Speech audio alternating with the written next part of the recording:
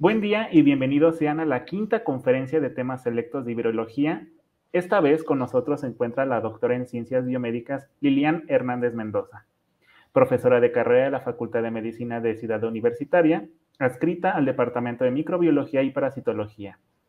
Imparte las materias de microbiología y parasitología e inmunología en la carrera de médico cirujano y también de inmunología en el posgrado de Ciencias Médicas, Odontológicas y de la Salud.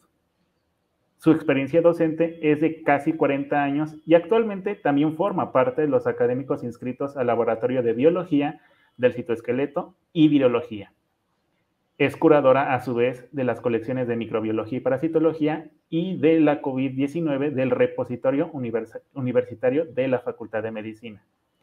Ahora, sin más demora, le agradecemos que esté con nosotros, doctora.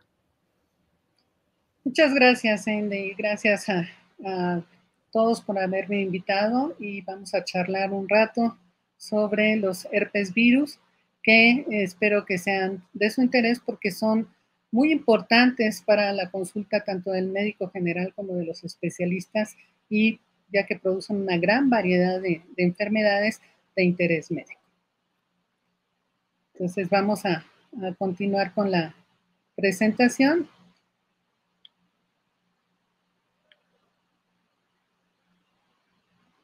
¿Ya se ve? Sí, doctora, adelante. Gracias. Bien, la bibliografía que utilizamos para esta plática son los libros que están recomendados por el Departamento de Microbiología y Parasitología para la materia de este departamento. Y bueno, vamos a abarcar la importancia de las infecciones por virus herpes, las características de estos virus, epidemiología, patogenia, manifestaciones clínicas, complicaciones, diagnóstico, tratamiento y la prevención y control de cada una de ellas. Estas enfermedades son muy importantes, les decía yo, en la consulta médica y son virus que pertenecen a la familia Herpesviridae, son virus de DNA y se han descrito cerca de 100 herpes virus que causan enfermedades tanto en el humano como en diferentes especies animales. Para el humano, los virus herpes de interés son 8 en especial y tenemos, por ejemplo, al herpes virus humano tipo 1, que es el que todos conocemos, que produce los fuegos, es una infección a nivel labial y también puede generar infecciones a nivel de la cavidad bucal que vamos a ver durante el transcurso de la plática. El herpes virus humano tipo 2, que es el que ocasiona herpes genital, y tenemos a el virus, herpes virus humano tipo 3, que es el varicela zoster, que es el que ocasiona la famosa varicela y el herpes zóster cuando estamos ya hacia la tercera edad y vamos a ver algunos cambios en esto de acuerdo a la vida que llevamos actualmente. Otros virus herpes de importancia son el virus herpes virus humano tipo 4 y el 5, que generan cuadros semejantes a mononucleosis, el tipo 5, y mononucleosis infecciosa y linfoma de Burkitt y otras neoplasias, el virus de Epstein-Barr. Todos los virus son importantes, algunos producen enfermedades leves, otros complicadas que llevan a neoplasias como los que acabamos de mencionar. Y más recientemente se han descrito virus como el herpes virus humano tipo 6 y el 7. Ambos generan exantema súbito o roceola. Y el más recientemente descrito es el herpes virus humano tipo 8, que está asociado al sarcoma de Kaposi. Y desde la pandemia por el virus de la inmunodeficiencia humana ha cobrado más interés y se ha ido describiendo su presencia en diferentes entidades neoplásicas. La importancia de estas infecciones es porque son altamente transmisibles, establecen infecciones persistentes de por vida y se reactivan con mayor frecuencia en ancianos, en inmunosuprimidos producen complicaciones graves y se asocian al desarrollo de cáncer, algunos de ellos. Afectan a millones de personas en el mundo y esto ha sido mencionado por la Organización Mundial de la Salud. Y vamos a platicar un poco de las características de estos virus. En general, los herpes virus comparten morfología del virión, la forma básica de replicación, su capacidad para establecer infecciones latentes y recurrentes. Están agrupados en 3 familias con base a la estructura del genoma, su tropismo tisular, el efecto citopático que generan, la localización de la infección latente. Entonces tenemos este cuadrito que nos divide a estos virus en 3 subfamilias. La alfa herpes virine, los beta herpes virine y la gamma herpes virine.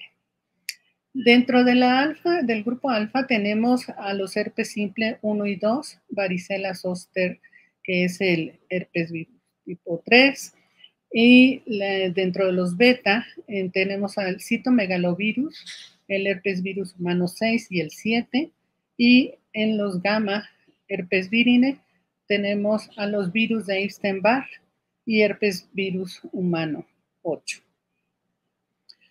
Estos virus tienen preferencia por diferentes células diana o blanco. Entonces tenemos que dentro del grupo alfa herpes virine, los herpes tanto humanos tipo 1, 2 como el 3 van a tener como célula preferente o diana a las células mucoepiteliales. Y como célula para establecer infecciones latentes es la neurona. El virus tipo 1 se contagia por contacto directo. El tipo 2 es por contacto directo y transmisión sexual. Y ahí vamos a hablar un detalle entre estos 2 virus en cuanto al tipo de transmisión, que en ambos puede ser también transmisión sexual. Y el virus herpes humano 3, cuya transmisión es vía respiratoria y por contacto directo, tanto de los contenidos de las lesiones o contacto con la lesión directamente.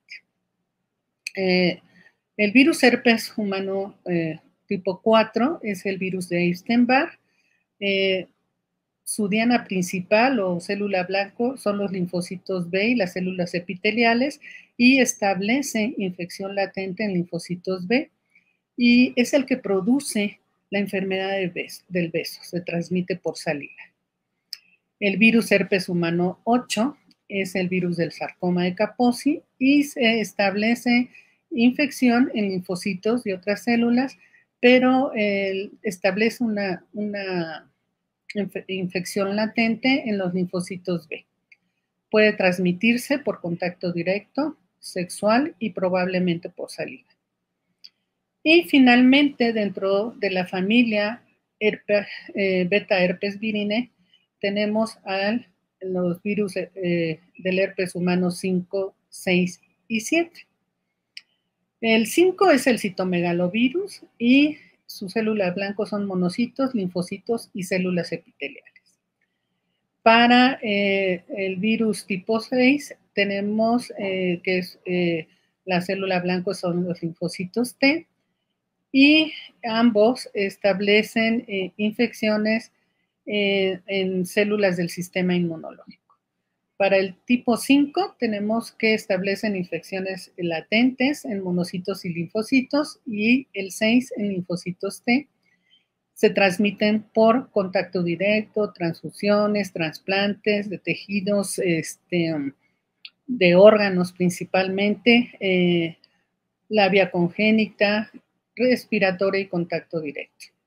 Y el virus del herpes humano tipo 7 no está bien definido en la forma de transmisión, establece infecciones latentes en linfocitos T.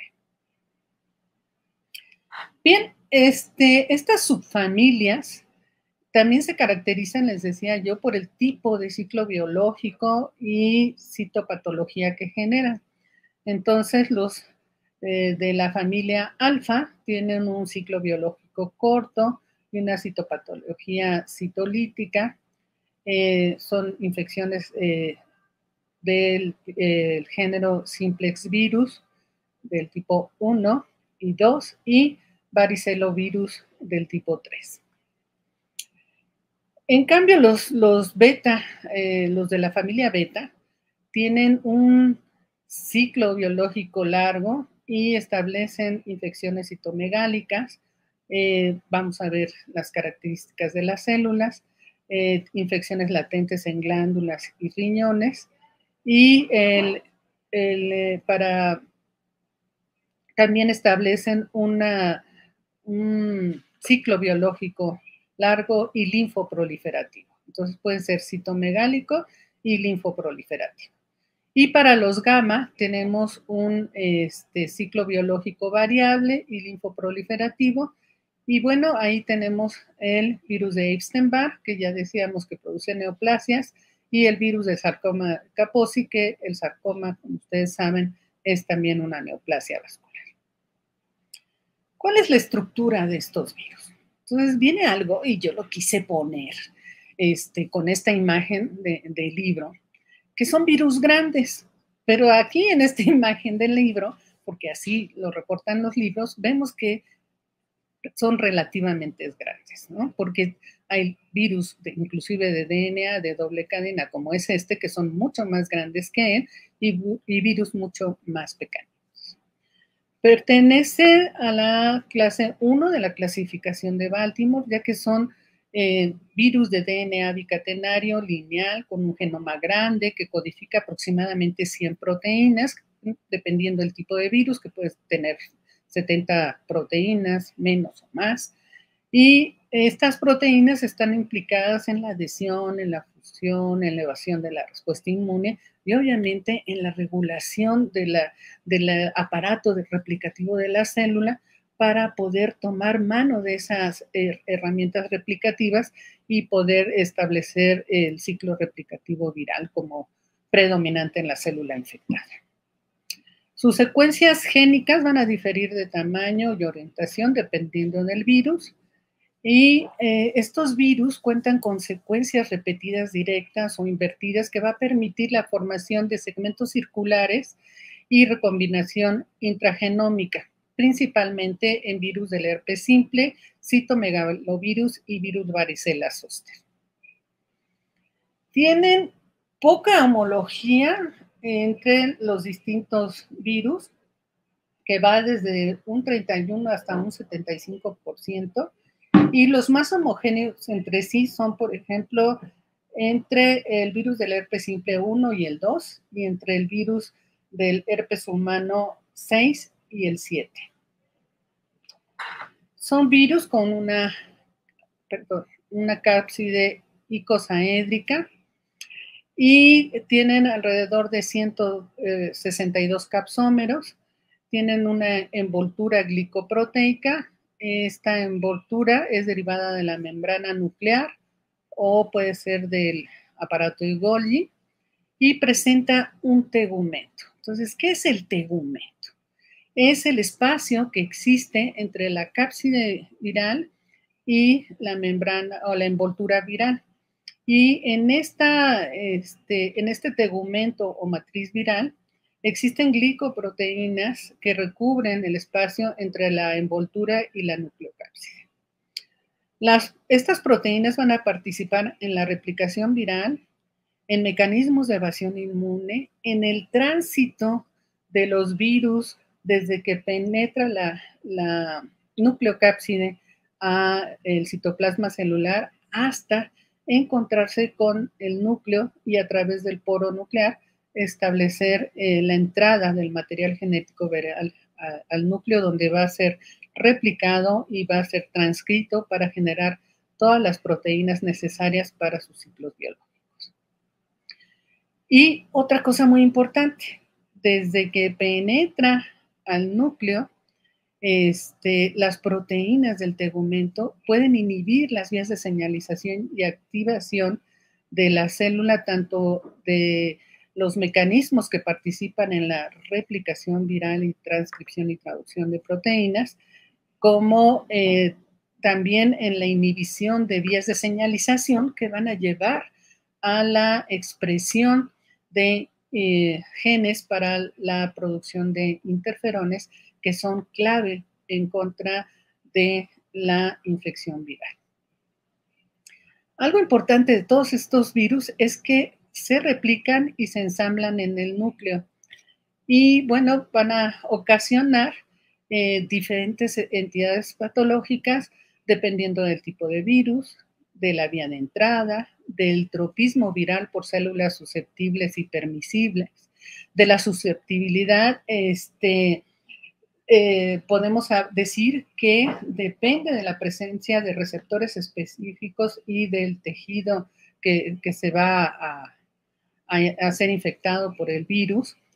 Y también intervienen las vías de diseminación en el organismo, si es hematógena, si es por contigüidad, si es por la formación de sincitios, o en fin, por una serie de mecanismos que el virus puede, pensamos nosotros, utilizar como mecanismos de evasión.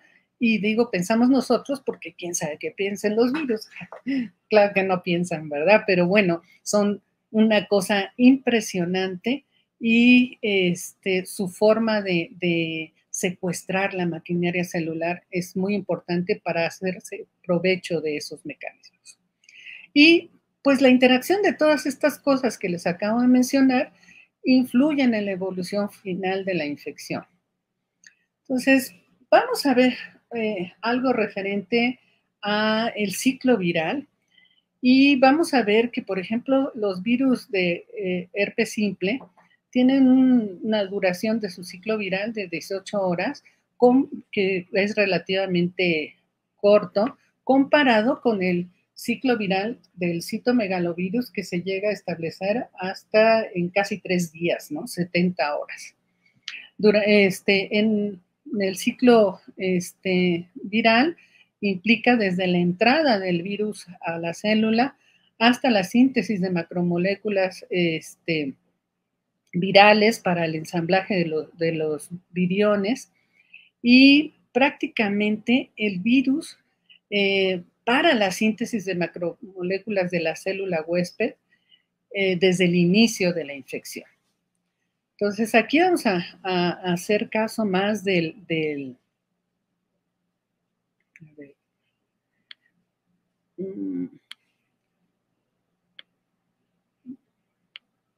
vamos a hacer caso más del esquemita que tenemos del lado izquierdo de la pantalla, y vamos a ver que en la envoltura del virus existen una serie de glicoproteínas que van a interaccionar con el receptor de la célula blanco. Estas glicoproteínas se llaman C, B, D o G, o H en el virus del herpes simple, y van a interaccionar con el paransulfato celular. Entonces, creo que no me funciona esto así, voy a tenerlo que quitar de puntero. ¿Cómo lo quito? Le vuelvo a dar aquí. Ok, sí. Entonces, vamos a hablar un poco del mecanismo de adhesión y función del virus a la célula. Entonces, esto va a estar mediado por las glicoproteínas virales que acabo de mencionar. Entonces, lo primero que sucede para que se lleve a cabo el anclaje a la membrana es la unión de la glicoproteína B a proteoglicanos de paransulfato en la célula, o este anclaje en el virus del herpes simple 1 se hace a través no de la glicoproteína B, sino de la glicoproteína C. Posteriormente, este anclaje se hace más estable por la intervención de la glicoproteína D, que interacciona con uno de sus dos receptores, que son nectina 1, o con el mediador de entrada del herpes virus, que se abrevia HBEM.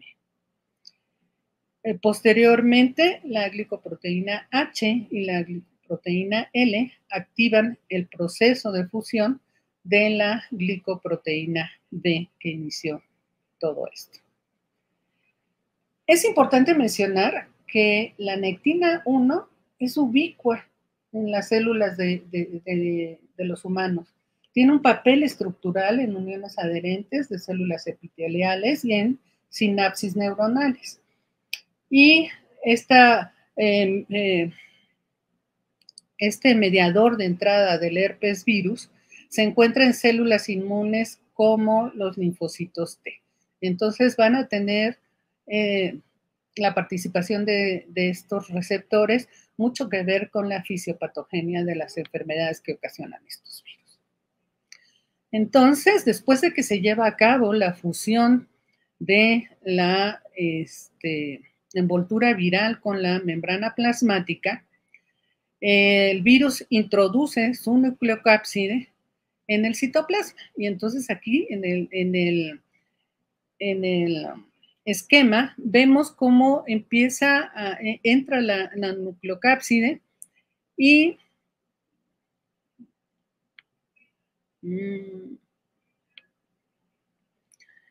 va a ser transportada hacia el núcleo por la interacción de las proteínas del tegumento con los microtúbulos del citoesqueleto de la célula. Entonces, cuando llega al núcleo a través del poro nuclear, hace que pase el material genético al interior del núcleo.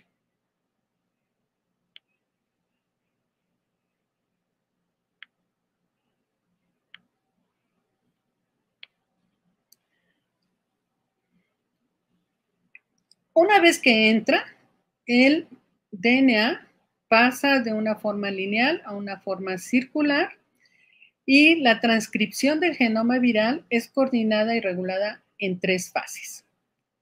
Primero va a ocurrir la transcripción de proteínas precoces inmediatas, que se conocen como proteínas alfa, y entonces se genera un mensajero, es un transcrito primario, que va a pasar del núcleo al citoplasma, donde se va a traducir a proteínas.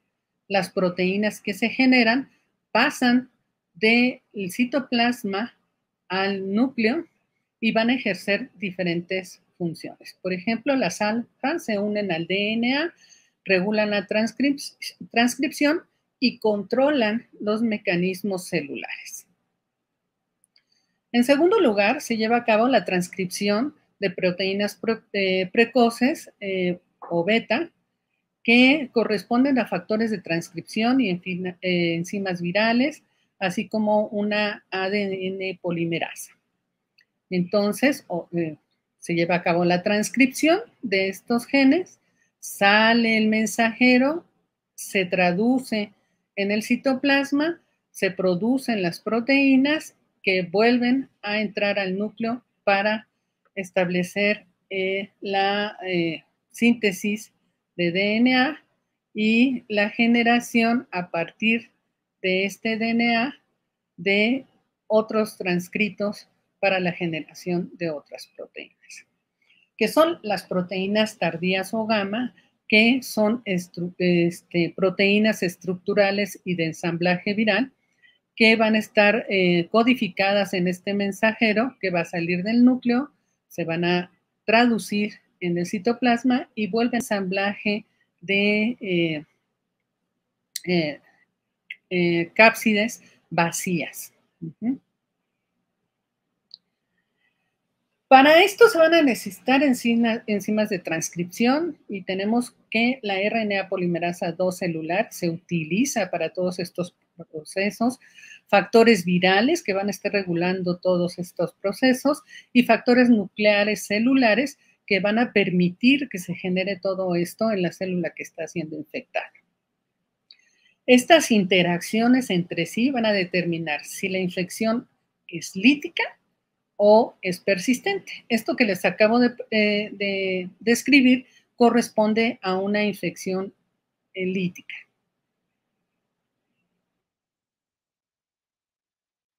Entonces, para que se replique el DNA viral,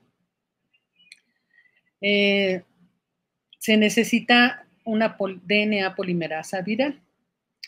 Y hay enzimas depuradoras virales que tienen un papel muy importante en células que no se replican como las neuronas. Lo que van a hacer estas enzimas van a proveer de desoxirribonucleótidos para que se puedan generar todos estos, este material genético que se va a traducir finalmente en el citoplasma. Entonces, como perdón, aquí me equivoqué y mejor corregimos, proveen de desoxirribonucleicos, y estamos hablando de desoxirribonucleicos y no de RNA. Y entonces aquí me equivoqué porque estos sirven para facilitar la replicación del DNA para que se puedan producir el DNA genómico que va a entrar en la nucleocápside y va a completar la generación de nucleocápsides para que se genere la partícula viral al obtener su envoltura a partir de la membrana nuclear. Más vale corregir.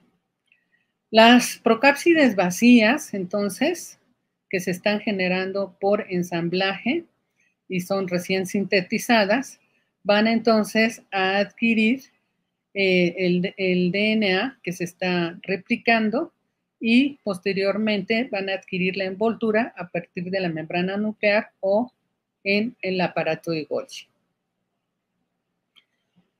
Y es así que entonces las partículas virales pueden salir a través de 3 mecanismos distintos. Exocitosis, donde la célula no se destruye, y aquí estamos viendo ese mecanismo. Lisicelular y a través de puentes intercelulares, que no es muy común que se mencione esto en los virus de interés médico. Algo que se ha descrito últimamente es que estos virus expresan microRNAs que regulan la expresión génica y que están implicados en la salida o entrada de los ciclos virales latentes a líticos y de líticos a latentes. ¿Qué es un ciclo viral lítico? Lítico es esto que les acabo de mencionar, con todo esto que acaba de pasar en la célula y para la generación de las proteínas, que al final de cuentas sirven para que se generen mayor cantidad de partículas virales infectantes. Entonces, el virus infecta la célula, penetra el material genético y se va a replicar porque el virus se apodera de la maquinaria biosintética de la célula. Y finalmente lleva a la liberación de grandes cantidades de partículas virales por los mecanismos que ustedes quieran y que son infectantes y que van a ir a infectar a diferentes células que no han sido, que no han estado en contacto con el virus. Pero como les decía, estos virus tienden a pasar a un ciclo lisogénico. En el ciclo lisogénico, el virus infecta la célula y el material genético del virus se incorpora al DNA celular y no se va a replicar como lo acabamos de describir, sino que solamente va a replicarse junto con el DNA celular, y esto sucede cuando la célula se replica. Entonces, va a pasar la información viral de las células madre a las células hijas. Cuando el material genético viral se encuentra incorporado al DNA, lo llamamos prófago, y finalmente, pues esta es la forma de transmisión lenta de la enfermedad que se va prácticamente heredando de células madres a hijas, y eso corresponde al ciclo lisogénico. Obviamente, si está en un ciclo lisogénico, puede pasar a un ciclo lítico, de acuerdo a lo que acabamos de mencionar.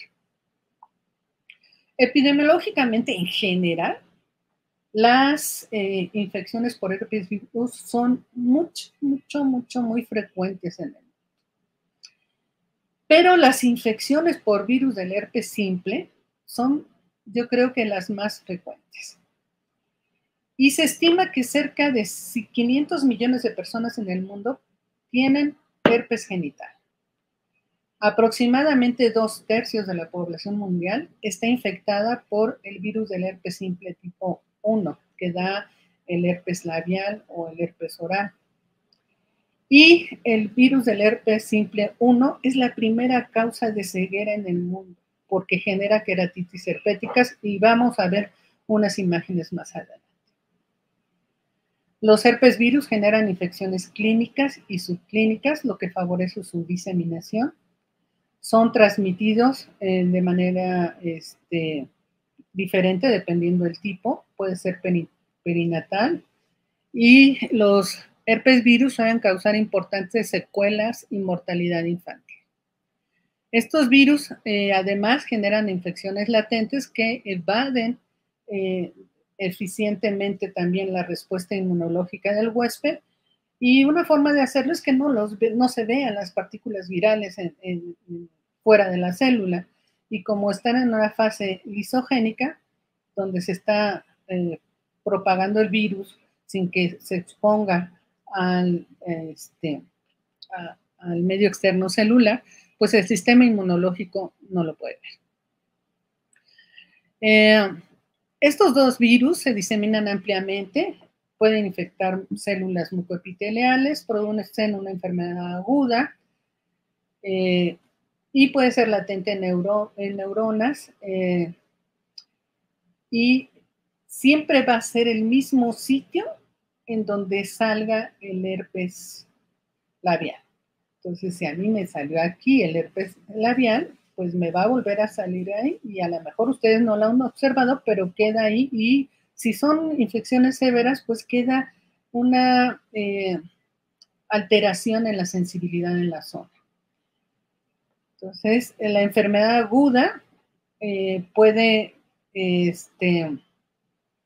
ser la manifestación que nosotros vemos, tanto en el herpes tipo infecciones por herpes tipo 1, que se presentan por término clínico por arriba de la cintura, y de virus del herpes simple 2 por debajo de la cintura. Esto vamos a ver que ya no se respeta tanto, y sin embargo, algo que sí es importante es que el tipo 2 puede generar viremias más que el tipo 1, y esto de que existan viremias genera sintomatología sistémica, un cuadro gripal. Cuando nos va a dar un herpes labial, pues no nos sentimos mal, de repente nos da comezón, nos rascamos, ay, me duele, me va a salir un herpes, nos va a salir un fuego.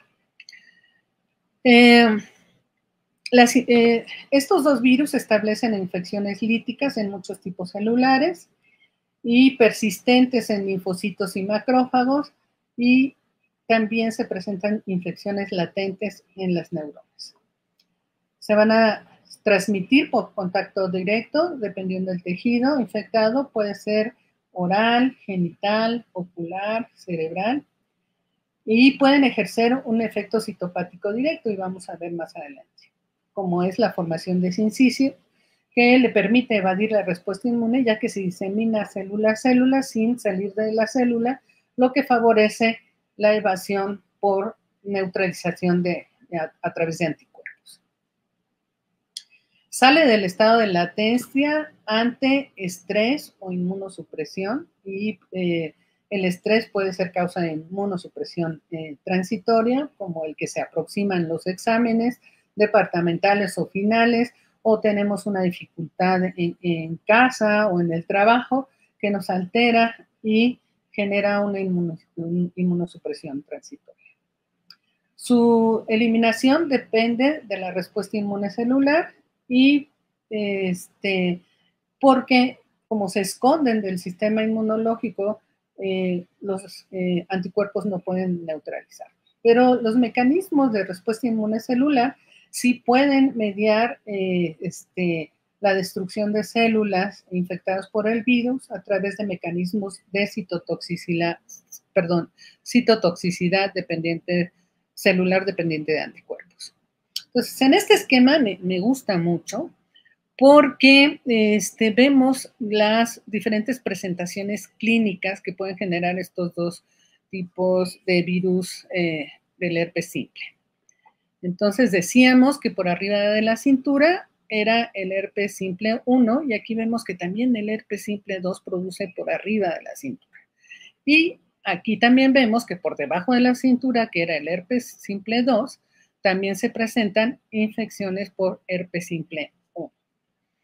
Entonces, bueno, la encefalitis puede ser causada por los dos tipos de virus, la queratoconjuntivitis por el tipo 1 y por el herpes varicela zoster. Y tenemos el herpes oral que abarca enfermedades como gingivoestomatitis, amigdalitis, herpes labial, faringitis. Y quiero decirles que la gingivoestomatitis herpética es difícil de controlar, muy difícil, muy dolorosa para el paciente y inclusive tenemos que hacer interconsultas con los servicios de dermatología donde ven a los pacientes, hacen biopsias de lengua o de mucosa para establecer si realmente se trata de infecciones de este tipo, porque como es un tipo de virus que está ampliamente distribuido en los humanos, probablemente nos da el simple hecho de tener la gingivoestomatitis herpética, nos da estrés y esto nos genera brotes de herpes. Entonces, ¿qué fue primero, el gallo, la gallina? Digo, el huevo, perdón, el huevo o la gallina. Y entonces entramos en un dilema médico porque además el paciente no puede alimentarse adecuadamente, tiene mucho dolor y es crisis familiar por el dolor que presenta y la incapacidad que esto ocasiona.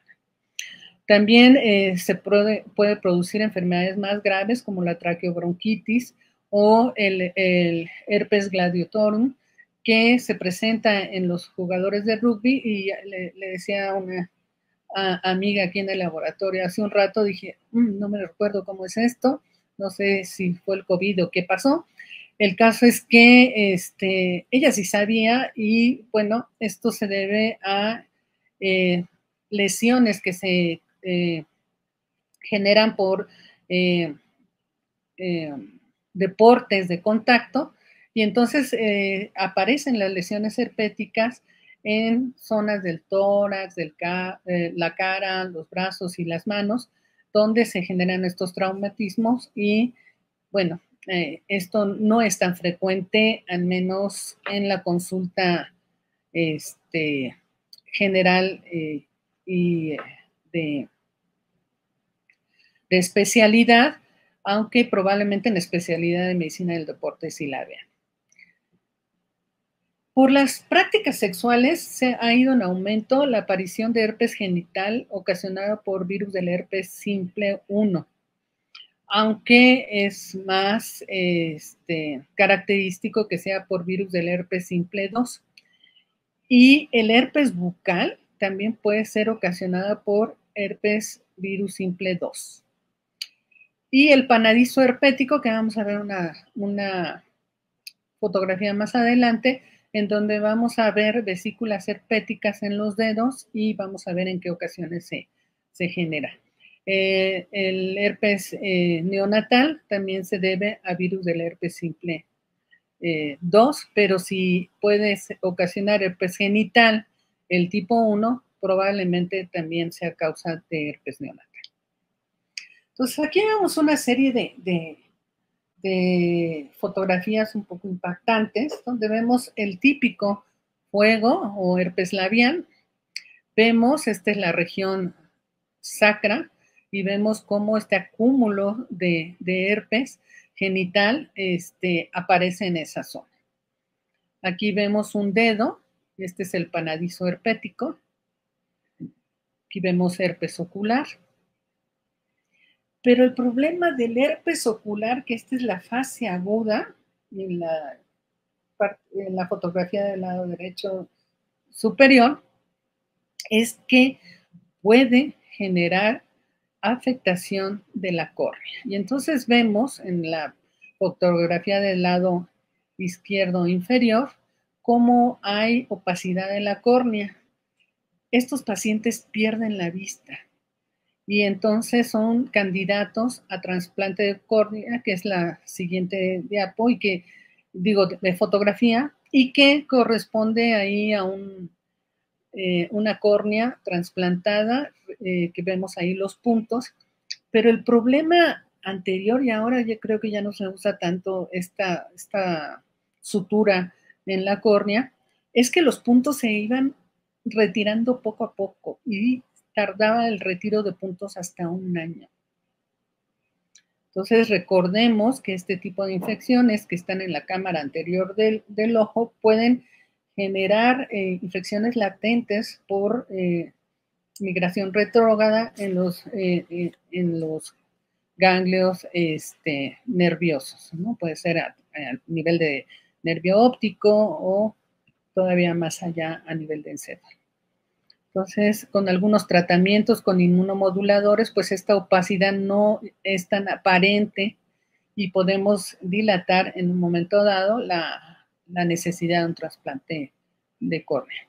Y del lado derecho, en el extremo derecho inferior, vemos ahí una estomatitis herpética que dan mucho problema. Yo logré, en la práctica clínica, darme cuenta que algunos pacientes que usan omeprazol o este tipo de medicamentos, se les disminuye la cantidad de saliva, y si retiramos el omeprazol, mejora la sintomatología y las lesiones más fácilmente a nivel de mucosa oral. Dentro de las manifestaciones clínicas de estos dos virus, de las enfermedades generadas por estos dos virus, tenemos lesiones maculopapulosas que evolucionan a vesículas o úlceras dolorosas con la aparición final de costras melicéricas, y son esas costras cafecitas claritas que aparecen en el lugar infectado. Son especialmente contagiosas durante la fase aguda y pueden transmitirse en ausencia de síntomas. Entonces, la infección por el virus del herpes simple 2 aumenta el riesgo de adquirir una enfermedad de transmisión sexual, que es la infección por virus VIH, ¿no? Y esto está documentado en diferentes artículos, inclusive en los libros. Entonces, tenemos una presentación de clínica de infecciones por estos virus, que es el eczema herpético. Entonces, nos da infecciones que están localizadas, pero que están muy diseminada en el área, la enfermedad, y que son lesiones que evolucionan no todas al mismo tiempo, y entonces encontramos todas las lesiones en costras, como lo vemos aquí, son dolorosas, pueden estar en una región que es en el cuello o en el dorso de la mano, y esto se presenta principalmente en pacientes que tienen dermatitis atópica. Entonces, estos virus decíamos que generan efectos citopáticos directos, y esto quiere decir cambios en la célula que podemos observar cuando células en cultivos de tejido son infectados. Entonces se pueden producir sincitios, que son células muy grandes que se forman por la fusión entre diferentes células, y es la forma en que el virus pasa de una célula a otra sin que sea visto fuera de la célula. Entonces se forman sincitios, y también se forman, por ejemplo, lo que vemos con esa flecha o ese indicador negro en la imagen inferior izquierda. Vemos ahí inclusiones intranucleares acidófilas de Cauda, del tipo A. La evolución de la infección es corta. Muchas veces hacemos cosas rarísimas, como ponernos pasta de dientes, ponernos alcohol, picarnos las vesículas, y yo quiero decirles que eso es muy peligroso. ¿Por qué es muy peligroso? Porque nos estamos manipulando la lesión y luego nos rascamos el ojo. Y entonces ahí viene un problema mayor, que es una queratitis herpética, que puede poner en peligro la función del órgano. Entonces, pues hacemos toda esta manipulación y esta infección de nuestras manos, si no tenemos el cuidado de lavarnos las manos y nos estamos tocando. De hecho, la comezón, el dolor nos hace que nos toquemos, y cuando nos damos cuenta de no te toques el ojo, ya me lo toqué, porque me doy cuenta hasta que me toqué el ojo. Entonces, en la clínica yo tuve pacientes con queratitis herpética, que les decía yo, no puede estarse tocando los ojos. Un paciente mío era trabajador de limpieza del gobierno, y entonces, pues no solamente era el tener una infección por herpes oral que pudiera, por contacto, llevarse al ojo, sino que también era la infección por múltiples patógenos que pueden estar en manos de trabajadores de este tipo. Entonces, en general, estos dos tipos infectan zonas que están cercanas a las mucosas, se multiplica en la base de la lesión, que generalmente es eritematosa, e infecta a la neurona que las inerva por transporte retrógrado. Esto quiere decir que, por ejemplo, las lesiones de herpes labial van a infectar el trigémino, y las de la región sacra o de herpes genital van a infectar el ganglio del nervio sacro. El líquido vesicular contiene viriones infectantes. La lesión se debe al efecto lítico viral y a la inmunidad que se está generando por parte del organismo como mecanismo de defensa. Afortunadamente, estas lesiones curan sin dejar cicatriz, y cuando son muy intensas dejan una manchita roja que tarda en desvanecerse, pero si usamos bloqueador celular desaparecen más fácilmente.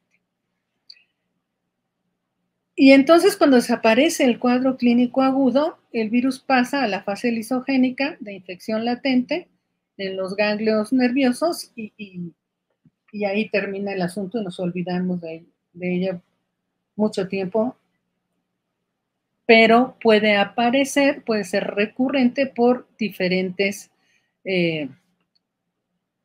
motivos.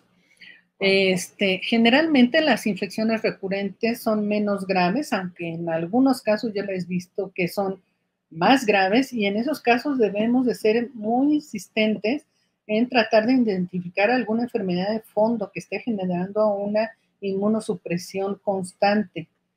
Las recurrentes en general en pacientes que son sanos son más localizadas, duran menos que los episodios primarios, y esto se debe a la diseminación y a la generación de respuesta inmune de memoria. Entonces, ¿por qué nos sale el herpes? Porque nos asoleamos, porque vamos a alta radiación de luz ultravioleta, por el estrés emocional, los exámenes que se acercan, la menstruación. Cada vez que hay pacientes que dicen, cada vez que tengo la menstruación me sale un herpes.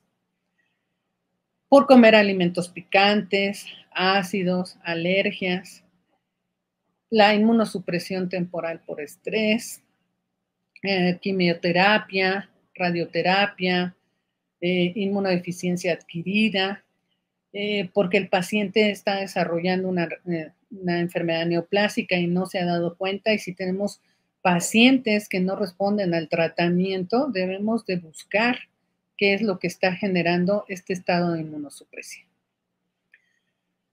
¿Quiénes están en riesgo? Los niños, de la presentación clásica de las enfermedades que se generan por el virus del herpes simple 1. Los adultos sexualmente activos para infecciones por el virus del herpes simple 2. Médicos, enfermeras, dentistas o personas que están en contacto con secreciones orales o genitales tienen el riesgo del panedizo herpético, y aquí vemos bien el dedo con las lesiones vesiculares del herpes.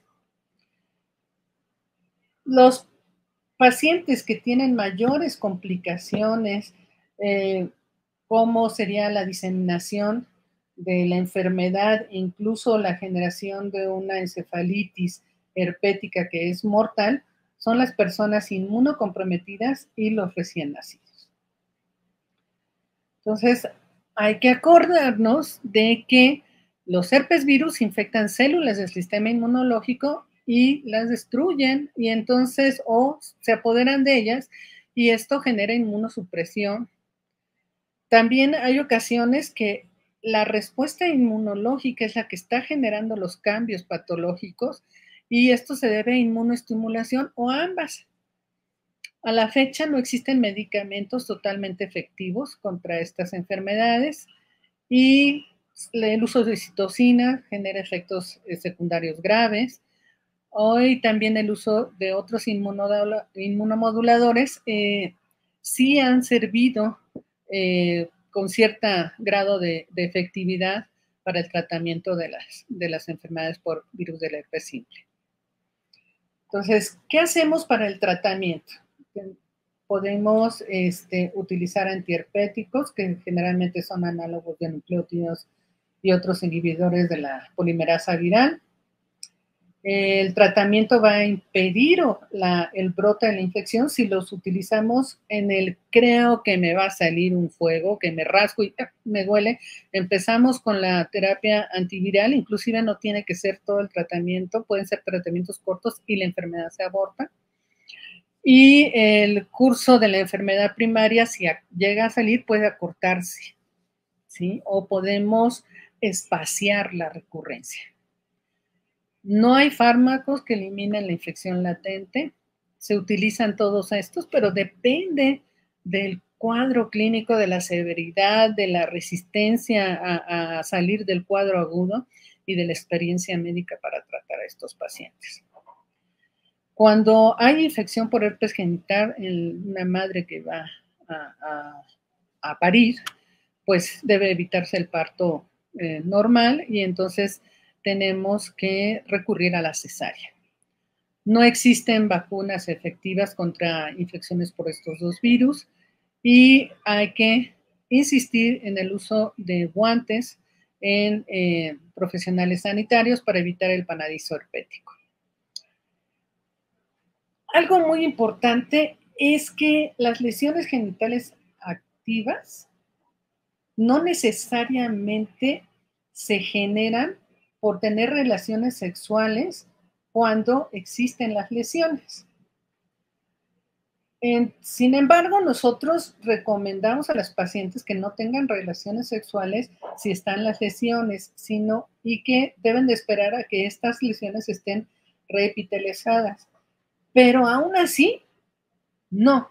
Se recomienda entonces que sí usen el condón, porque durante el periodo asintomático o presintomático de la enfermedad se puede generar viremia y se puede transmitir la infección, ¿sí? Algo también importante es que muchas de las reinfecciones de herpes genital son asintomáticas, y también puede ser un periodo de transmisión del virus.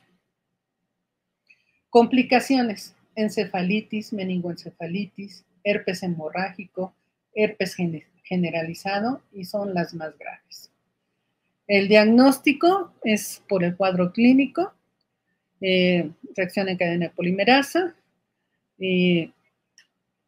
cuantificación de anticuerpos IgM e IgG antivirus del herpes simple 1 y 2, aislamiento en cultivos celulares, inmunofluorescencia directa. Pasamos al siguiente virus y vamos a ver que esto va a ser un poquito más corto, aunque este virus es también de mucha incidencia y de gran interés. Es el agente etiológico de la varicela y del herpes zóster. Tiene una distribución universal. Es un virus que tiene el genoma más pequeño de todos los herpes virus humanos. Codifica una quinasa que es sensible a los fármacos virales, es el blanco de muchos medicamentos antivirales. Es un virus que se va a duplicar lentamente y en menos tipos de células que los virus del herpes simple. También, bueno, ya habíamos mencionado que produce infecciones latentes, se transmite por vía respiratoria y por contacto directo, según sea el caso. Entonces, por vía respiratoria, generalmente es la varicela. En cuanto a su morfología, al igual que otros virus del herpes, son semejantes en el caso de la varicela zoster al del virus del herpes simple, y el reservorio es el humano. La varicela es una enfermedad leve, aguda, muy contagiosa, se transmite como el COVID por gotitas respiratorias o por contacto con la conjuntiva de estas gotitas, y el cuadro clínico es como una enfermedad exantemática propia de la infancia. Entonces, se presenta en niños de 5 a 9 años, pero cuando aparece en adolescentes o en adultos, el cuadro es más severo. No necesariamente grave, pero sí más severo. Hay mayor cantidad de lesiones de exantemáticas y es mucho más molesto, con un mayor ataque del estado general, incluso formación de flictenas, y pero a las personas que sí les va mal es a los inmunocomprometidos y a los recién nacidos. El exantema generalizado está caracterizado por máculas, pápulas, vesículas, pústulas y costras melisaicas.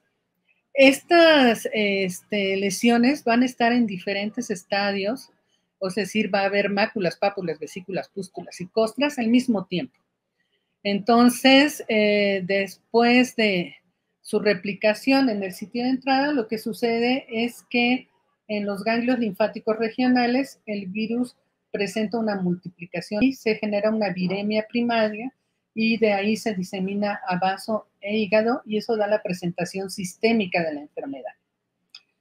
En vaso y en hígado se presenta una viremia secundaria, se infectan células mononucleares, se establece la infección cutánea con aparición del exantema, y esto hace que el exantema es generalizado, y si nosotros partimos en un plano sagital al cuerpo, va a aparecer en los dos lados, en el lado derecho y en el lado izquierdo, porque es una infección sistémica. En cuanto a la respuesta inmune a varicela, tanto la respuesta inmune humoral como celular limitan la infección. El cuadro clínico se caracteriza por un periodo de incubación de 10 a 21 días y más frecuentemente son 15 días. Hay ataque del estado general, fiebre de 38 grados centígrados o un poquito más, cefalea, el exantema característico que persiste por 5 a 10 días. Hay latencia en neuronas y yo diría que se puede ir hasta 15 días, porque aquí el problema con estos pacientes es que muchas veces, como el exantema empieza dicen los libros que en tronco, pero mi experiencia dice que empieza en cabeza, y cuando llega un niño febril y es época de que empieza uno a ver casos de varicela, busca uno prácticamente atrás de la oreja y ahí está, ¿no? Y la lesión. Entonces, la cuestión con los niños es que cada vez que se rompe una vesiculita, les arde. Entonces los niños tienen un ataque al estado general y están molestos. Entonces, lo que uno tiene que estar con el niño, pegado al niño, es porque aparecen las costras, y esto llama la atención de los niños y tienden a quitárselas. Donde se quita la costra queda un hoyito, queda una cicatriz. Y nosotros podemos buscar en nuestra cara y por ahí tenemos algún agujerito que es un estigma, ¿no? Y generalmente aparece en la primera lesión que apareció en el cuerpo. ¿Qué pasa? Que pues como salen del cuerpo y el niño tiene ropa, a lo mejor se van a caer algunas costras al quitarle la ropa. puede suceder, pero hay que evitar que el niño esté quitándose eso porque si no se va a quedar con agujeritos. Bien, entonces aquí hay algo importante.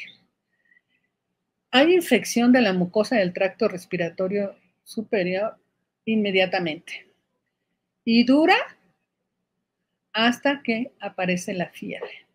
Esto quiere decir que todo este periodo que vemos en azul en la diapositiva puede ser de transmisión de la enfermedad. Entonces hay que tener cuidado con eso. Las complicaciones en niños sanos son poco frecuentes, la mortalidad es muy baja, pero el problema es que el niño se tiene que ir a la escuela y no puede faltar a la escuela, y en cuanto se les quitan las lesiones de la cara, que es donde primero se les quita, pues les tapan hasta el cuello para que no se le vea que van con lesiones en el cuerpo, porque ya no tienen fiebre, porque ya los ven mejor, porque se tienen que ir a la escuela, porque la mamá tiene que ir a trabajar. Y no solamente el líquido de las lesiones tienen partículas virales infectivas, sino también en las costras se han localizado partículas virales que son infecciosas.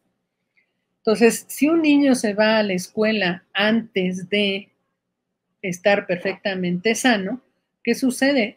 El estado de enfermedad le genera inmunocompromiso y puede ser susceptible de desarrollar infecciones secundarias o de complicarse con una encefalitis. Entonces, no solamente la encefalitis la podemos ver en inmunocomprometidos, en recién nacidos, sino también se puede presentar en niños que los sometemos a otras infecciones estando en periodo de recuperación. Las secuelas post la encefalitis son permanentes. En la infección neonatal se va a contraer antes o después del nacimiento y también otra complicación que existe es la neumonía por varicela, en donde vamos a ver que es más común en recién nacidos y adultos o en pacientes que tienen cáncer, que han sido trasplantados después de altas dosis de esteroides, y esto puede llevarlos a la muerte. Y una complicación que ahora más bien podemos llamarlo una complicación tardía y que ahora lo vemos como una forma de presentación de infección por el virus de varicela zoster, es el herpes zóster. El tratamiento es sintomático para el prurito, el control de la temperatura con medios físicos de preferencia, inclusive si tenemos una tina donde tener al niño, él está mejor, se siente mejor estando en la tina con agua que estando vestido porque tienen menos comezón. Entonces hay que evitar nuevamente que se retiren las costras. También se recomiendan baños o compresas con té de manzanilla, anestésicos tópicos, utilización de caladril o cosas secantes, uso de inmunoglobulina en pacientes de alto riesgo es controvertido porque también lo que implica la aplicación de inmunoglobulinas, aunque sean humanizadas o aunque sean bien controladas en la época de los 90, pues eso prácticamente estaba prohibido por la epidemia de VIH. Entonces, el uso de estos antivirales, pues sí, pero pues realmente en un paciente normal va a evolucionar bien sin ningún problema y más bien se utilizan cuando empezamos a tener infecciones muy severas, ¿no? Hay que evitar el contacto con enfermos de varicela y con enfermos de herpes zóster. Un enfermo con herpes zóster puede contagiar a un niño y al niño darle varicela. Las personas que tuvieron varicela van a tener una segunda exhibición en un momento dado de su vida si las condiciones inmunológicas lo permiten, un herpes zóster. Entonces, el herpes zóster, antes de esta época, digamos, de los 90 para acá, se presentaba exclusivamente en personas de la tercera edad y ahora lo vemos inclusive en personas jóvenes. Para la varicela, en 1995 se aprobó la vacuna atenuada de la cepa OKA, con éxito en el 80 al 85% de eficacia en niños sanos y evita la enfermedad grave. Entonces, el herpes zóster, como les decía, es una complicación tardía debido a la reactivación de la infección latente por virus de varicela zóster. Suele presentarse en personas de la tercera edad e inmunodeprimidos, pacientes con diabetes mellitus descontrolada, estrés severo, cáncer, quimioterapia y una serie de cosas que nos inmunodebilitan. Comienza con dolor urente muy intenso en un dermatoma, es decir, en el trayecto nervioso, es de predominio unilateral, no es una infección sistémica. Si dividimos sagitalmente el cuerpo y solamente nos da de un lado, es una infección local. Unos días después hay aparición de vesículas en racimos, como vemos en la diapositiva, y estos racimos están en todo el trayecto, pueden abarcar un dermatoma o dos o más, yo he visto hasta 4 dermatomas, dependiendo si tienen una infección que los inmunodeprima severa, ¿no? El dolor suele ser neuropático, acompañado de sensación de descargas eléctricas muy intenso, afecta la vida social. Entonces, al paciente le dice uno buenos días y contesta, ¿qué te pasa? ¿No? O empieza el pleito en la familiar, porque se enferma toda la familia realmente de un paciente con un dolor tan severo. Después de la cicatrización de las lesiones, la neuralgia posherpética puede persistir durante 1 o 2 semanas en jóvenes y en ancianos el dolor es moderado o intenso y se presenta por más de 2 meses en el 70% de los casos y puede persistir durante años. Yo tuve un paciente con 8 años con dolor de neuritis posherpética. La neuralgia posherpética es una complicación del herpes zóster. También la neumonía que lleva a la muerte. La neuralgia posherpética se debe a que la raíz dorsal del ganglio del nervio afectado se edematiza y presenta zonas hemorrágicas que pueden inclusive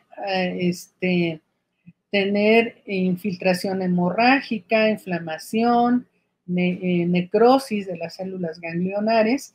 Y bueno, el hecho de que se genere un cuadro clínico que sea muy larga evolución es que el nervio se regenera muy lentamente. Entonces, los libros describen que se regeneran 3 milímetros de nervio por día. Entonces, imagínense para un trayecto tan grande cuánto se va a tardar. Entonces, el tratamiento y prevención del herpes zóster es sintomático con analgésicos con horario, intercalados con antiinflamatorios no esteroideos. Está contraindicado el uso de ácido acetilsalicílico y podemos utilizar compresas con soluciones de óxido de zinc. Yo prefiero eso a la pasta de azar, porque si ponemos pasta de azar que tiene óxido de zinc, se queda, como digo yo, resanado el paciente. Entonces, queda una plasta ahí que obviamente uno recomienda el baño diario. Entonces, no puede poner jabón y estarse con ningún esponja o algo limpiándose la región. Entonces, uno le pide al paciente, me lavo la cabeza o me lavo, y va a escurrir el jabón y con el simple hecho de ese arrastre mecánico vamos a impedir que se sobreinfecte el paciente. Entonces, si ponemos la pasta de azar, realmente para quitarla es un problema y ni siquiera podemos observar la evolución de las lesiones. Entonces, yo prefiero soluciones con óxido de zinc. El uso de inmunoglobulina en pacientes de alto riesgo es controvertido. Se utiliza tiamina para favorecer la restauración del trayecto nervioso. y manejo del dolor por especialista en casos severos. O sea, yo no recomiendo que uno empiece a utilizar otro tipo de analgésicos, porque incluso a veces necesita el paciente bloqueo del dolor y eso lo va a hacer un especialista. Entonces, dejemos al especialista que maneje esto y bueno, vamos a tener buen resultado con nuestros pacientes. Nuevamente, los mismos antivirales que se recomiendan en estas infecciones, evitar el contacto con enfermos de varicela y herpes zóster, y hay una vacuna descrita recientemente en adultos mayores de 50 años y que actualmente está dentro del esquema de vacunación para personas de esta edad. Pasamos a otro virus, el virus de Epstein-Barr. Es un virus ubicuo también. Se asocia al linfoma de Burkitt, carcinoma nasofaríngeo, enfermedad de Hodgkin, linfoma de linfocitos B, entre otras neoplasias. Pero el cuadro más frecuente y más característico es la mononucleosis infecciosa aguda, que se caracteriza porque cuando hacemos pruebas de laboratorio, estos pacientes tienen anticuerpos heterófilos positivos. El Epstein-Barr estimula la proliferación y la inmortalización del linfocito B. Utiliza para su entrada a la célula el receptor del complemento 2 o el CD21, que es característico de los linfocitos B, y también receptores en células epiteliales. Puede generar una infección latente directa en el linfocito B sin necesidad de que se genere un ciclo lítico de la infección. Tiene capacidad de reactivación y de replicación lítica. Y aquí tenemos en esta diapositiva una serie de antígenos del virus de Epstein-Barr que nos van a servir su identificación en la práctica médica, a lo mejor, no a lo mejor, para utilizarlos para el diagnóstico, ¿no? Este virus se transmite por saliva y ocasiona esta mononucleosis infecciosa que conocemos como la enfermedad del beso. Se inicia después del contacto por beso, la infección en bucofaringe, hay replicación viral en las células B, células epiteliales, faringe y glándulas salivales, y bueno, las amígdalas son un órgano linfoide que las células más abundantes en las amígdalas son los linfocitos B. Y algo es que se establecen infecciones largas, hay reactivaciones de la enfermedad asintomática y el paciente puede ser generador de focos de infección. Entonces, una persona puede contagiar por semanas e inclusive meses. Los niños generan infección asintomática y pueden ser generadores de contagio. Entonces, si compartimos la cuchara, no quiere decir que estemos besando en la boca a un niño, pero si compartimos la cuchara, inclusive el niño nos da de probar la comida y entonces ahí pueden infectarnos. En adultos jóvenes se produce la mononucleosis infecciosa aguda, pero yo he visto casos en niños.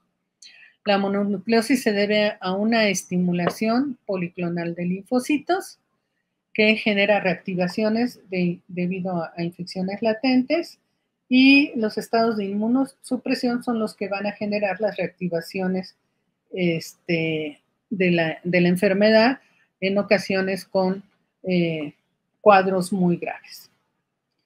El periodo de incubación es larguísimo, es de 30 a 50 días, o sea que ¿quién me lo pegó? No supe. Hay cefalea, fiebre, ataque al estado general, astenia, adinamia, faringitis, adenomegalia, esplenomegalia, y algunos pacientes presentan hepatomegalia con signos de hepatitis. La duración clásica es de 2 a 4 semanas. Pero si vemos adenomegalias que son muy grandes y son visibles para los papás, ellos se preocupan mucho y pues como que no se van a esperar tan fácilmente a que pasen esas semanas y a lo mejor cambian de un médico a otro. Entonces hay que explicarles bien a los papás de los niños que están enfermos cuáles son los medios de transmisión y cuánto tiempo va a pasar para que el niño mejore. Sí tenemos que estarlo vigilando, tenemos que ver que esas adenomegalias no sean muy grandes, que sí vayan evolucionando. Hay una reacción leucemoide. Entonces, si mandamos a hacer una biometría hemática, va a haber una gran cantidad de leucos, 20,000 leucos. Y entonces, cuando esto sucede en los laboratorios, se manda a que se vea el frotis de los linfocitos por un experto hematólogo y nos puede reportar la biometría hemática linfocitos atípicos. Hay febrícula, ataque al estado general persistente, que puede ser de semanas a meses, y algo sobre los linfocitos atípicos es que eso le da una tranquilidad al médico, que la biometría hemática reporte linfocitos atípicos, porque eso indica que no son blastos y que no corresponde a una neoplasia hematológica. Las complicaciones son poco frecuentes, puede haber neoplasias y linfomas en pacientes con SIDA. Esta enfermedad induce anticuerpos contra proteínas virales específicas, induce una respuesta inmune celular y la generación de citocinas. También se generan linfocitos T citotóxicos que van a limitar la infección por mecanismos celulares. El diagnóstico es a través del cuadro clínico, las pruebas serológicas, el monotest, el aislamiento viral, la inmortalización de linfocitos de sangre de cordón umbilical, y esto se hace en cultivo de células con el virus. Y bueno, aquí les presento, pues cómo si pedimos una prueba de anticuerpos IgG y IgM, un perfil de anticuerpos contra virus de Epstein-Barr, esto es lo que nos van a reportar. Antígeno de la cápside viral, que son anticuerpos IgG, anticuerpos IgM de la cápside viral, antígeno temprano, IgG, anticuerpos contra el antígeno temprano y anticuerpos IgG contra el antígeno nuclear. ¿Cómo se interpreta esto? Generalmente en los estudios de laboratorio viene esta tablita que nos permite identificar si no hay reacción a este virus, por un lado. Por otro lado, infección primaria, infección pasada y reactivación. Y entonces, por ejemplo, si llega un paciente que dice que tiene ganglios, pues yo sospecho que haya infección por virus de Epstein-Barr, mando a hacer estos anticuerpos y podemos ver que el anticuerpo de la IgG contra el antígeno de cápside viral es positivo y solamente también es positivo los anticuerpos IgG contra el antígeno nuclear. ¿Sí? En este paciente, pues bueno, por esta sintomatología crónica, hubo que pedir también anticuerpos contra el virus VIH 1 y 2. No hay vacunas para prevenir la enfermedad. La aciclovir reduce la propagación por bucofaringe de Epstein-Barr. No disminuye la cantidad de linfocitos B transformados, no tiene efectos sobre los síntomas, no tiene efectos sobre neoplasias asociadas al virus y la transferencia de linfocitos T reactivos a pacientes infectados con virus de Epstein-Barr es prometedor, con buena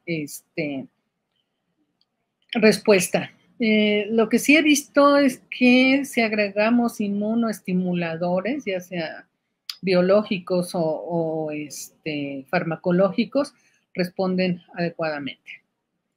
El virus del herpes humano tipo 5, que es el citomegalovirus, es también ubicuo, se presenta durante todo el año, es más frecuente en países en vías de desarrollo, aproximadamente en esos países el 90% de la población ha tenido contacto con el virus. Generalmente produce cuadros asintomáticos. La diseminación viral es por años, de manera intermitente debido a las reactivaciones. El reservorio es en humanos, se contagia por contacto interpersonal estrecho. ¿Por qué? Porque se elimina por saliva, por orina, semen, leche materna, secreciones cervicouterinas y los leucocitos circulantes transportan el virus a diferentes órganos. Y entonces la diseminación viral se presenta constantemente y de ahí las reactivaciones. Y eso hace que los individuos puedan estar eliminando virus por todos estos medios que les acabo de mencionar. La diseminación más frecuente es la oral y respiratoria. También hay transmisión por transfusión sanguínea o trasplante de órganos. Es frecuente en trasplante de órganos y luego después de que un individuo esperó tanto tiempo un trasplante de órganos, le hacen el trasplante de órganos y luego resulta que tiene una neoplasia secundaria por infección por alguno de estos virus herpes que pueden inducir neoplasia. La infección intrauterina va a producir una enfermedad grave en el recién nacido, pero cuando se transmite a través de la leche materna, las infecciones son leves, pero sí son crónicas. Del 5 al 10% de estos individuos que se contagiaron por vía de lactancia materna presentan cuadro de citomegalia y hay alteraciones del desarrollo y una elevada mortalidad. Y nuevamente, como para todas las infecciones de este tipo, yo me muevo ahí mis esquinas activas, perdón, la población de riesgo son los inmunosuprimidos y los trasplantados. Tienen un periodo de incubación de 4 a 8 semanas y la enfermedad generalizada abarca pulmón, hígado, esófago, colon y obviamente linfocitos T y B. Y nos puede dar una enfermedad sintomática o un síndrome parecido a la mononucleosis infecciosa, donde hay presentaciones frecuentes con estas infecciones que pueden ser subclínicas y volvemos a lo mismo, pueden ser infectantes y entonces no hay que reconocer que están enfermos porque no tienen ninguna sintomatología, pero sí pueden transmitir la enfermedad. Entonces, la afección de las glándulas salivales es crónica y es un medio de infección. Las infecciones congénitas se presentan en el 10% de los pacientes que vemos en la clínica y todos van a presentar citomegalia, anomalías del desarrollo y retraso mental. El producto puede adquirir enfermedad durante el parto, puede ser mortal en estos pacientes porque hay infección del sistema nervioso central y del retículo endotelial. Podemos observar calcificaciones intracerebrales que va a generar problemas de convulsiones, retraso en el crecimiento intrauterino es un signo cuando hacemos el seguimiento del embarazo de que puede haber una infección de este tipo. Hay ictericia, patosplenomegalia, trombocitopenia, microcefalia, retinitis, sordea, anomalías oculares y, bueno, el diagnóstico es por reacción en cadena de polimerasa, detección de antígenos, aislamiento viral en cultivos y análisis serológicos. La citología va a presentar estas células características en ojo de búho que se debe a las cuerpos de inclusión intranucleares grandes, centrales y densos que aparentan esta imagen de ojo de búho. El tratamiento es con ganciclovir, aciclovir y foscarnet.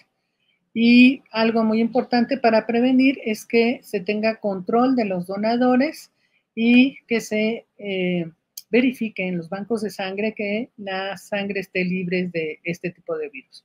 Actualmente no hay vacunas. El virus del herpes humano tipo 6 es linfotrópico, ubicuo igual que Epstein-Barr y citomegalovirus, y casi el 100% de la población adulta es cero positivo. No HIV, ojo, cero positivo no es nada más exclusivo de HIV, es cero positivo para el virus del herpes humano 6. Y la enfermedad que se genera es el exantema súbito o roceola. Tiene una afectación de la inmunidad porque permanece latente en linfocitos T y monocitos, y la replicación puede ser controlada por la respuesta inmune celular.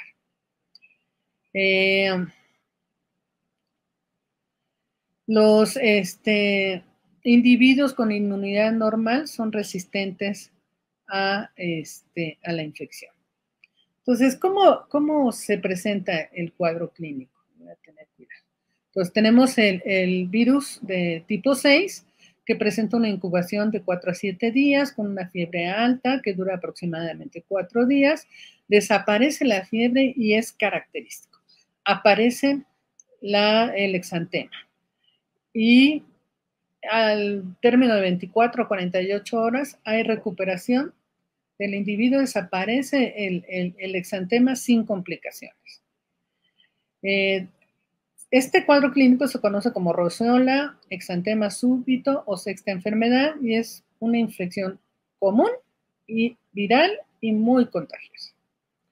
Se presenta principalmente en niños de 6 a 24 meses con fiebres muy altas de 39.5 grados centígrados, que dura de 3 a 7 días con una media de 4. Hay exantema maculopapular que inicia en tórax anterior y de ahí tiene una diseminación centrípeta. Es decir, va hacia los miembros inferiores y superiores, espalda y cara. En algunos casos puede persistir varios días y se asocia a anorexia, tos leve y rinorrea, o sea, un cuadro gripal. También se puede asociar a fiebres sin exantema o exantema sin fiebre, y obviamente puede haber complicaciones asociadas a las fiebres tan altas que van de 39.5 o más. Se disemina de persona a persona por medio de secreciones del tracto respiratorio. No hay un tratamiento específico para la roceola, generalmente desaparece sin ocasionar ninguna complicación. Y bueno, el tratamiento es control de la temperatura con medios físicos, y si no, utilizar acetaminofén. La enfermedad por el virus del herpes, virus tipo 7, es una roceola leve, ¿sí? Tiene una enfermedad muy benigna, más benigna que una roceola como la que les acabo de platicar, y puede ser el responsable de un segundo o un tercer reactivación de una roceola, ¿sí? Es decir, casos recurrentes de roceola, y generalmente tuvieron una infección inicial por virus del herpes tipo 6 y ahora lo tienen por virus del herpes tipo 7. Las reactivaciones pueden ser debidas a inmunosupresión transitoria y que eso ocasiona la reactivación viral, y se presenta fiebre y puede llegar a tener neumonía o infección del sistema nervioso central dependiendo de la severidad del cuadro de inmunosupresión. Y ya como último virus tenemos al agente causal del sarcoma de Kaposi, que es el herpes virus humano tipo 8. Y también puede generar la enfermedad multicéntrica de Castleman. Este virus se descubrió hacia 1994 porque pues los pacientes que habían contraído SIDA durante la epidemia empezaban algunos de ellos a presentar este tipo de lesiones. Entonces, pues se establecía el diagnóstico de sarcoma de Kaposi. Estas lesiones son externas en la piel, pero también podemos encontrarlas en órganos. Y esto se debe a que el virus es linfotrópico, infecta linfocitos B, linfocitos indiferenciados, células del endotelio vascular, fibrocitos y perivasculares. Es un tumor vascular de composición celular mixta, se transmite por vía sexual vertical, es decir, de madres a hijos durante la gestación, por transfusión y por trasplantes. El diagnóstico es por reacción en cadena de polimerasa y se puede hacer una detección serológica de anticuerpos por inmunofluorescencia indirecta. La enfermedad de Castleman es una enfermedad donde hay hipertrofias ganglionares y si nosotros vemos la flechita en el cuello de este paciente, vemos que es una adenomegalia muy grande. Este tipo de adenomegalias las podemos ver en mononucleosis infecciosa, así tan grandes, y eso verlo en un niño pues espanta a los papás. Pero bueno, volviendo a la enfermedad de Castleman, lo que hay es hiperplasia linfoide angiofolicular y puede ser una enfermedad de Castleman localizada donde hay un ganglio linfático solamente afectado y pudiera confundirse o tenerse que hacer el diagnóstico diferencial con linfoma. Mientras que en la enfermedad multicéntrica los ganglios afectados son más de uno, ¿no? Pueden ser muchos en diferentes zonas del cuerpo o solamente pueden ser varios ganglios en la misma región. Tanto la